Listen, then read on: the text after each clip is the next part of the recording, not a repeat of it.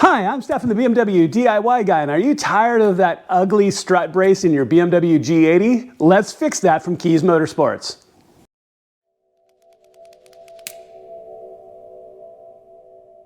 All right, y'all, so let's talk about this project and the reasons why you would want to do this on your G80 or G82. So that's the M3 or M4, or maybe the coming G87 M2, but we'll see.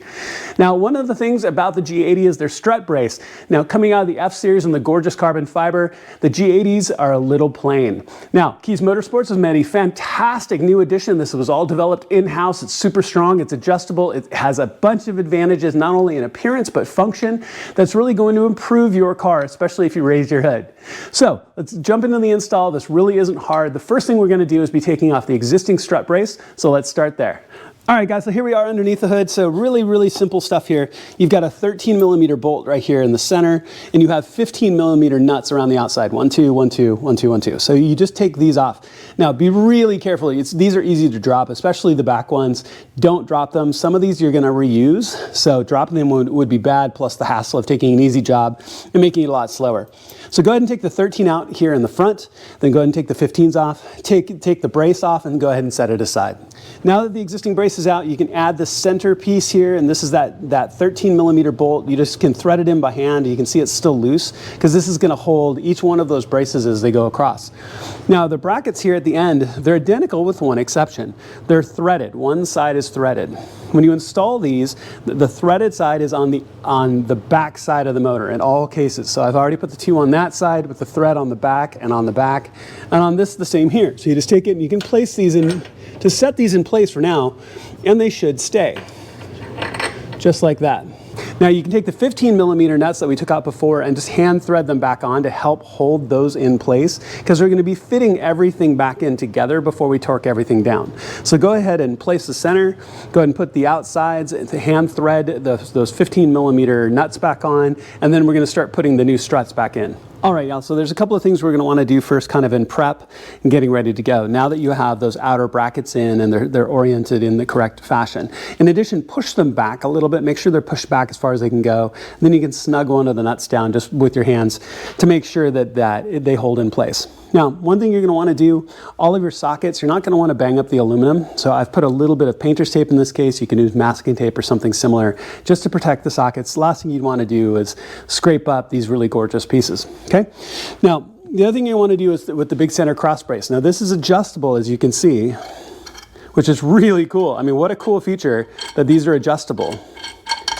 Now, what you're going to do is dial both sides down to their shortest end. So they're dialed down as far as they can go, because we're going to set it in place and then we're going to adjust it outward to get it set. Now, the other option that's really cool from Brian is that you get an option of either silver or black bolts. In this case, we're going to use black. They're the same as you go all the way through, and this is an 8mm Allen head on these bolts. So when you take these, you're just going to take one end, and you can see where it's going to start to fit in on both sides. Now, as we lay this in, you can see it's going to be a little bit short as we go in, but that's okay as we put this into place. You're just going to want to work it in one end, and then we're going to fit it into the other. And this is where the bolts are going to fit in. Now, before you put these on, and before you start sinking those bolts in, because they're threaded on the back, you're going to want to put the included Loctite, and I mean just a dab. It's like one little drip right on the end of the bolt before you dial the bolt in. We're not torquing these down yet, but don't forget to put the little drop of Loctite on each, okay? So we're going to do both ends of this. So I'm going to sink the far side. I'm going to get it set into place. I'm going to put the bolt in place.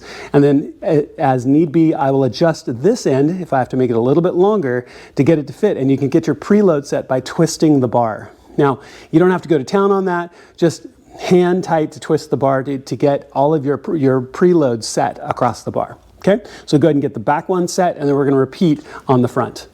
All right, y'all, so now that this is set, and now I've got just both bolts threaded in very lightly just for the moment so I could keep it in straight. But everything's even, so go ahead and I'm going to take this out just for a second. I'm going to take my bolt. And again, just a dab. You don't have to put very much. So I'm just going to put a little bit of a drop right here, right at the end of the bolt. You don't need very much. Very carefully thread it in here. And then you can get this screwed into place because it's going to carry it through the threads as it goes in.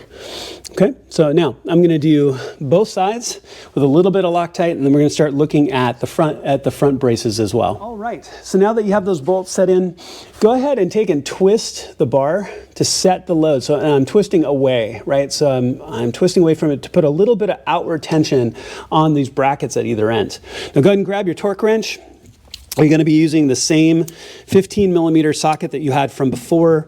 You're going to set your torque wrench to 28 Newton meters.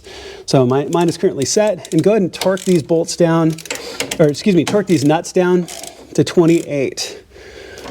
Walk through here really quick, just like that. Okay, so now I'll save you doing all four, but we want to torque all four of these down, and then go ahead and torque these bolts down. These are the 8 millimeter Allen.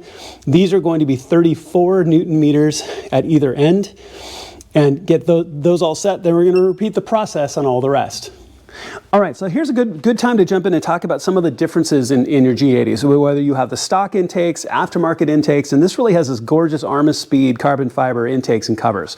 Now, every car may be different, so I'm going to talk to the differences a little bit because the fitment of this pipe. Now, for example, I've seen in some of the fitment where if you have a really big air box on this side, you would actually have to lift this bracket back off, put the bolt in, and put the bracket back down because you wouldn't be able to get to the bolt with the air box in the way. You won't have that problem with the OEM. Now in this particular case, it doesn't look like we're going to have that problem on either side, but we have a little bit of a clearance problem right here in the front. So don't be surprised. We're going to take this front cover off so we can put this bolt on. It isn't something you have to do unless you have the Armis Speed intake, of course, but just be aware that this might take a little bit of doing to get these cross pipes in. Not a big deal though. You're going to repeat the exact same process. You're going to take one of the cross braces, shorten down the ends, fit it in one end, turn the pipe to extend it out to get it to fit at the other end, put the bolts in just to make sure your fitment is right, pull the bolt back out, put some Loctite on it, cinch it all down. So I'm going to hustle through that process because it's very similar to this back one, but in this case, I'm going to take this front cover off and then we'll talk about putting this first brace on and move on. Okay, y'all, so as you can tell, I've got the new bar in. I've just repeated the same process. I just wanted to show you. I'm going to spare you the other side because it's the same process all over again, right? Now, in this case, again, work with your clearances. I took that front cover off to give myself a little bit more room. I loosened up the bolts a little bit to give myself a little bit more room to get it in. And then you're going to sink it all back down and torque it all back down just like you did on the top one. Just rinse and repeat. Then go ahead and do again on the other side. And after that, you're pretty close to done. All right, y'all, so let's go ahead and get caught up here. Man, this looks so good. So the braces are on both sides. I still need to torque them down all the way around. But I did want to talk about the center bolt. This is that 13 millimeter OEM bolt, and that is going to be 56 Newton meters. So make sure that you get this torque down correctly and you get the correct torque values all the way around. And then at that point, we're going to use the provided wrenches from Kies to tighten the struts themselves. So we'll deal with that in just a second. So make sure everything is torqued down properly, and then we're going to tighten down the struts. All right, y'all, so we are almost done. So really the last thing you need to do is there are two supplied wrenches from Kies. They even have their logo on them, which is really kind of cool.